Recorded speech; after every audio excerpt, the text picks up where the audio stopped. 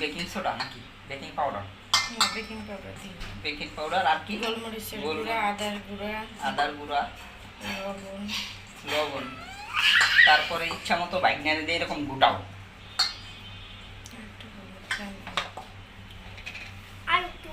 তো মামা তারপরে তো একটু একটু জল নিতে হবে আর এরকম করতে হবে। মুরগি কেটে এইভাবে রেখে দিতে হবে, হলুদ মরিচ মশলা টশলা দিয়ে সব কিছু দিয়ে মাইখা না? আদা, রসুন, জিরা, টুকরি।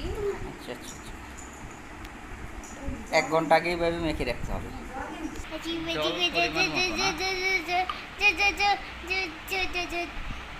সরো সরো সরো সরো। এটা